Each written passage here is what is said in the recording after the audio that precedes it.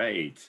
Good morning, everyone. My name is Mark McCall. I'll be your facilitator for this session. This is Unit 5, and it's Fall Creek Junior High School. We are starting to record. We have our students in the room. We have our judges in the room. I'll ask the judges to introduce themselves in just a moment and followed by the students. Just to let you know on the timings again as a reminder, and I'll be doing your timing for you today. You have 4 minutes for your prepared statement, followed by 8 minutes of questioning. And then the judges will provide you some feedback after the questioning is complete. And so that we're all visible there, instead of being able to hold up the sign that sometimes you can't see as you're going through Zoom. I'm gonna do the virtual background today. So when you have 1 minute left, I'll switch to green. So you'll see that visual. And when your time is up at the end of 4 minutes or 8 minutes, I'll switch to yellow. And then the judges will take over from there. All right, if everybody's ready to go, I will turn it over to our judges. Good morning. Thank you for being here, and congratulations to your teacher for imparting your knowledge for today. My name is Rebecca Tinder. I'm a retired attorney from Charleston, West Virginia, and the West Virginia We the People coordinator. My name is Lindsay Draper. I'm retired from the juvenile court bench here in Milwaukee County, Wisconsin. You need to unmute, Candida. Yep. My name is Candida Steele, and I'm retired as a judge on the U.S. Civilian Board of Contract Appeals in D.C. And I've been with the program 20 years and delighted to see you all. Best of luck. And students? Hi, my name is Mary Heinen. I'm Nana Powerden. I'm Trey McDonald. I'm Elena Thompson. I'm Ellie Philhauer, and we're reading for Fall Creek Junior High. Our sponsors are Patrick Bradshaw and Jeannie Medeiros. Thank you. And are your sponsors going to eliminate their video for us?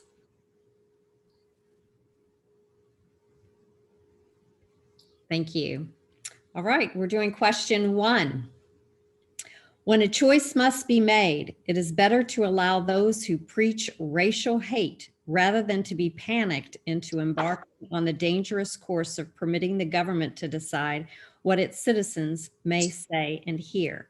Do you agree or disagree with Judge Bernard Decker's upholding the rights of Nazis to march in Skokie, Illinois? Why?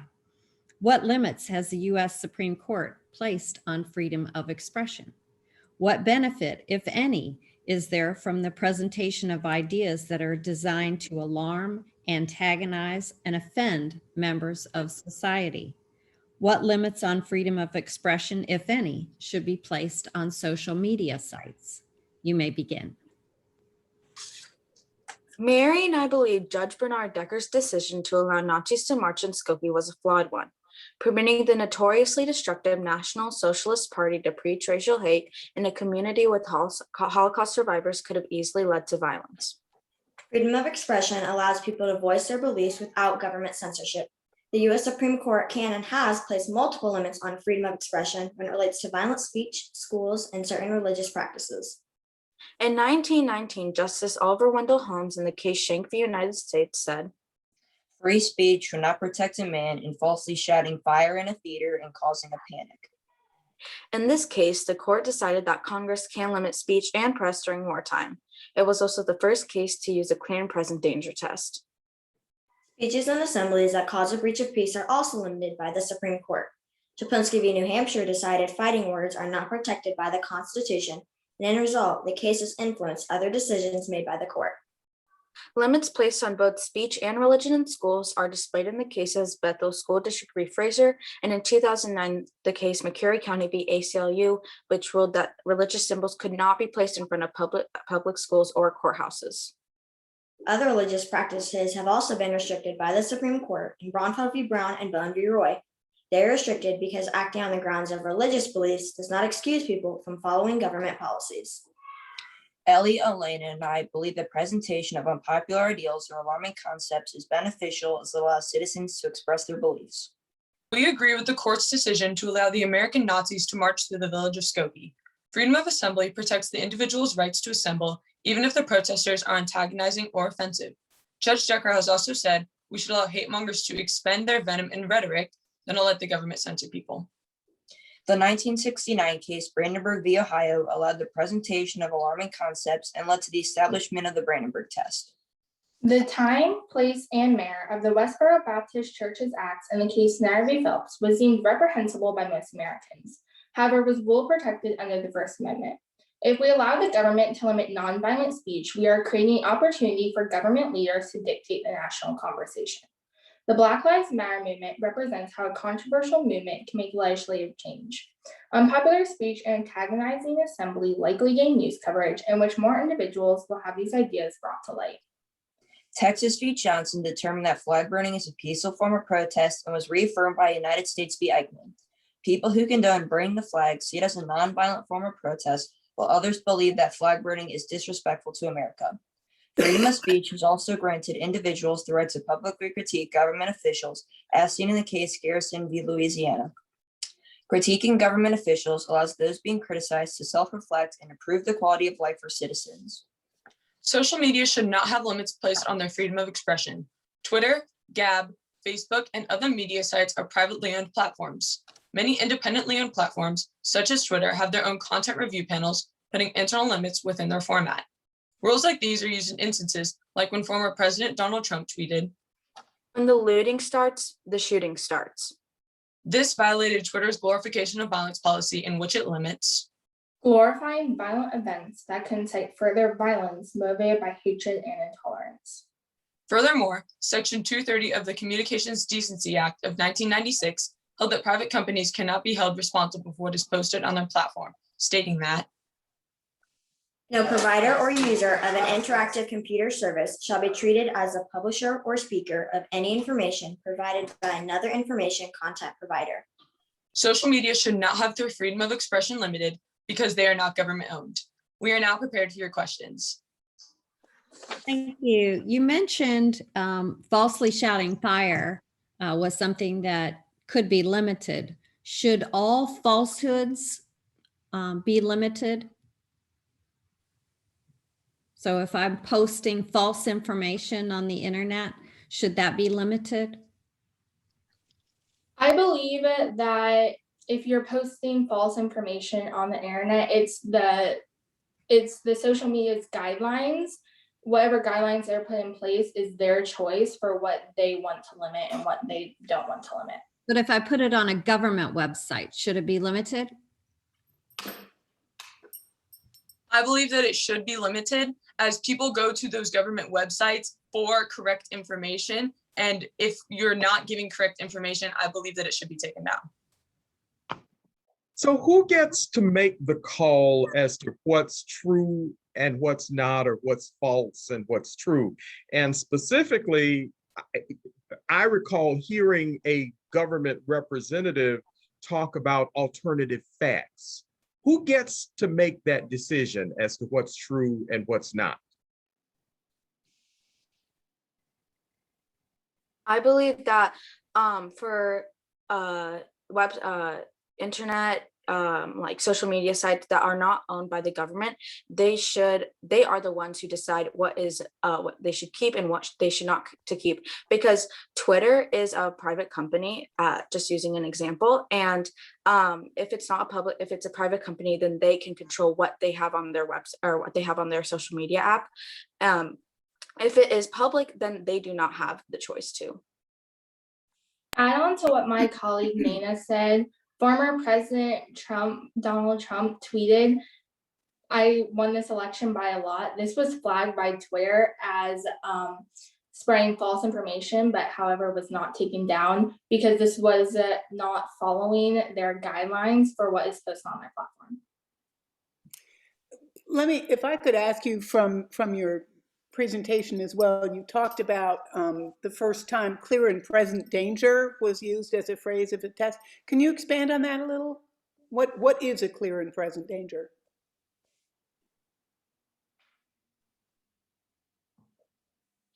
Can you please repeat the question?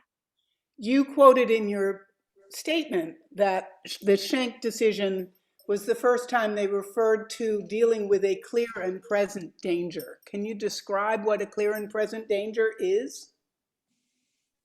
I believe clear and present danger is when you give a speech that could call on people to commit violent actions, as I believe we saw on the January 6th Capitol. I believe that former President Donald Trump's speech before the Capitol and his spread of misinformation about the election results led to that violent insurrection that we witnessed. Another place you can see the clear and present danger test is in the case Brandenburg v. Ohio, which created the imminent danger test, which is used in the same way. To go back to what my colleague Mary said, in the case Senior v. New York, it said that it determined that you're not allowed to deliver a speech that could be causing a breach of peace because there is clear and present danger involved in that moment. Okay, thank you.